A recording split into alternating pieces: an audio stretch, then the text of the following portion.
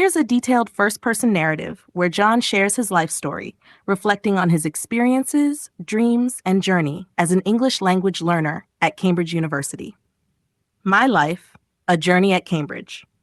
Hello, my name is John, and I'm currently a student at Cambridge University, studying English language learning.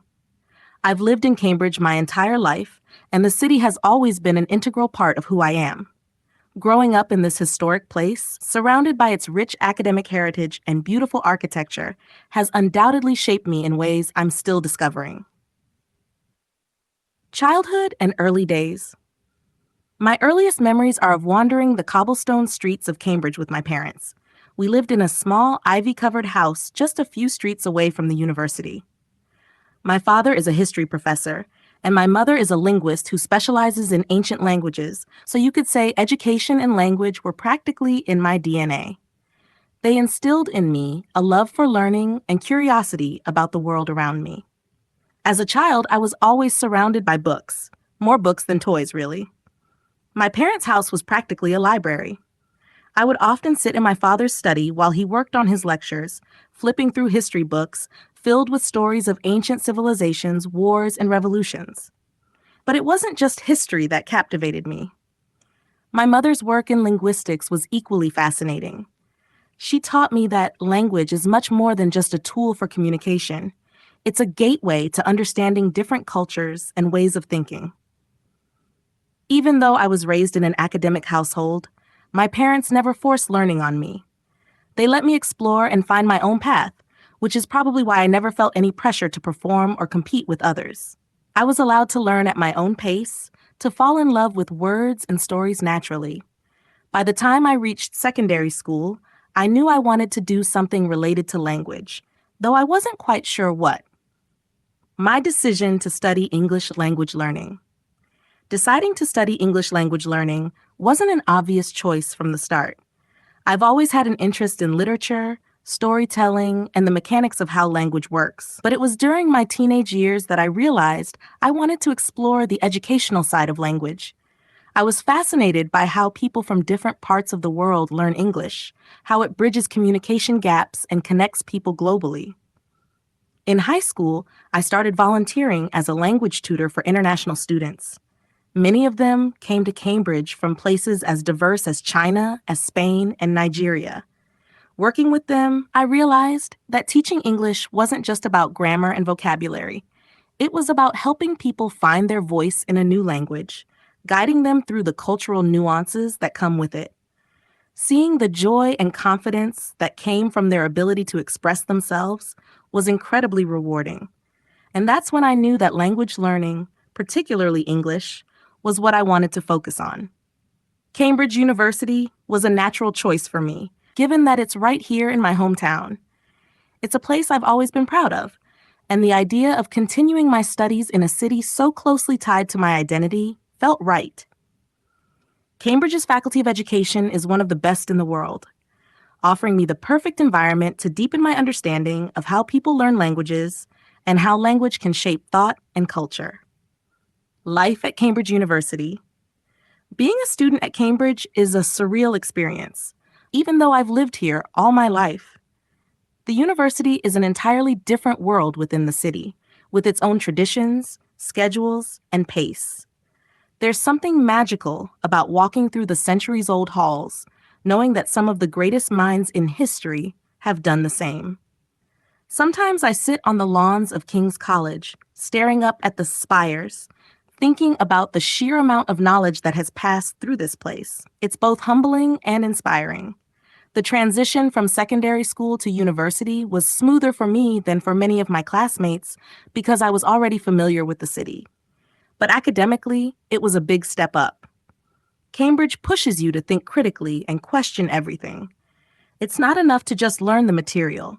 You have to engage with it, debate it, and sometimes even challenge the very foundations of what you're studying. That's one of the things I love most about this place.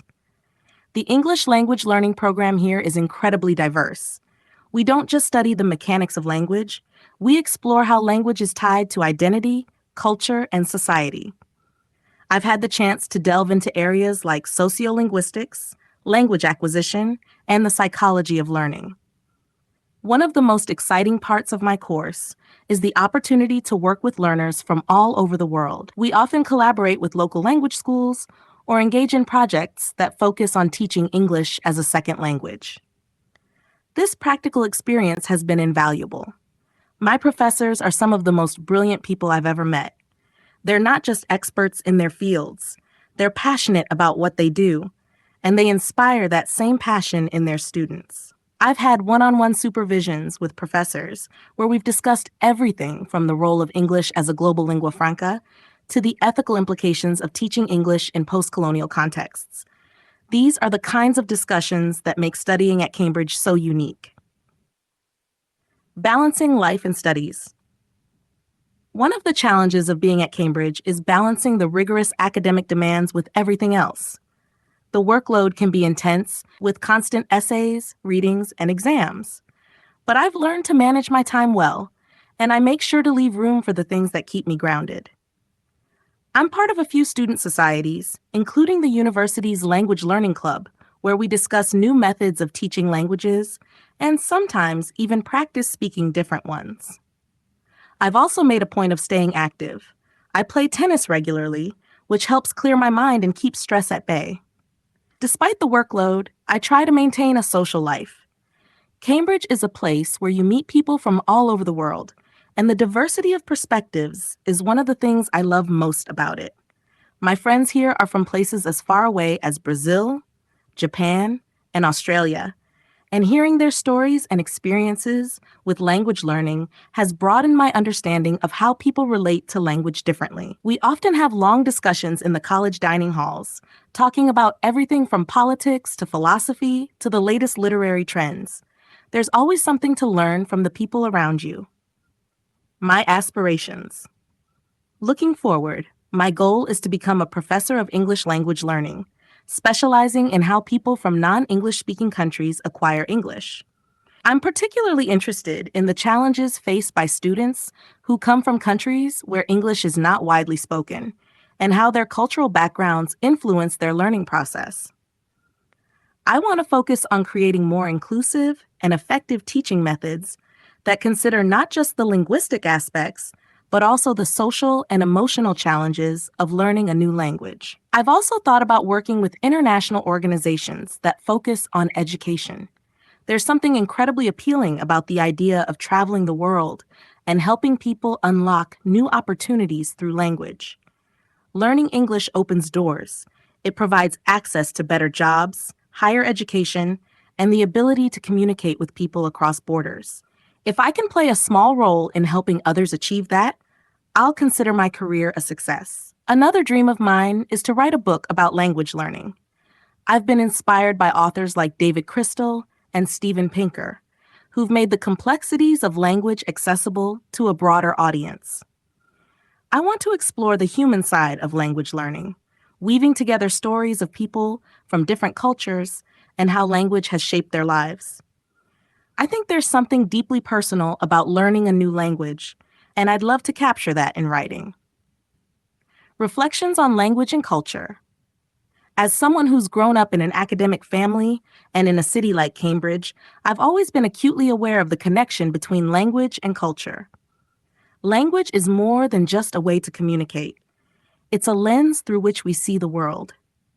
When you learn a new language, you're not just learning words and grammar.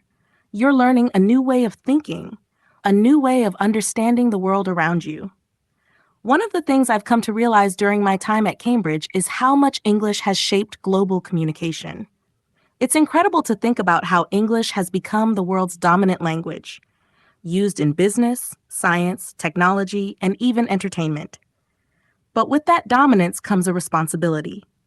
As a future educator, I'm aware of the need to teach English in a way that respects and values the diversity of other languages and cultures. There's a growing awareness within the academic community about the impact of English on other languages, particularly in regions where local languages are struggling to survive. The road ahead. As I approach the end of my undergraduate degree, I'm excited about what lies ahead. I'm currently applying for a master's program in applied linguistics, and I'm hoping to continue my studies at Cambridge. I feel like I've only scratched the surface of what there is to learn about language, and I'm eager to dive deeper into research, particularly in the areas of language policy and second language acquisition. In addition to my academic goals, I want to continue growing personally. Cambridge has taught me the value of balancing ambition with self care, of pushing myself while also knowing when to slow down and enjoy the moment. The next few years will undoubtedly bring new challenges, but I feel ready to face them, knowing that I have a strong foundation in the things that matter most to me: language, learning, and a deep appreciation for the power of communication.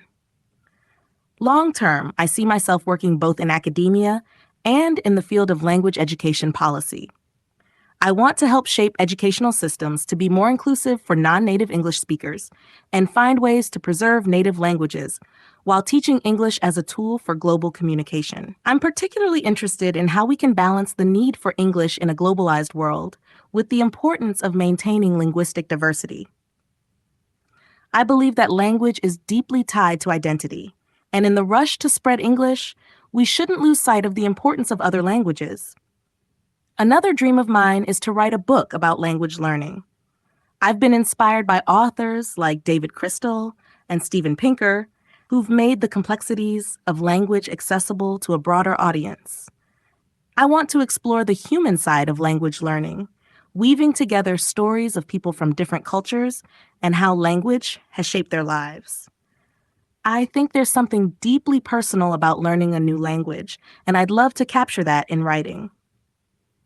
Looking back, I realize how fortunate I've been to grow up in a place like Cambridge, surrounded by people who have nurtured my curiosity and passion for language. But I also know that my journey is just beginning. There's so much more to learn, so many more people to meet, and so many more stories to tell. I'm ready for the next chapter of my life and can't wait to see where it takes me.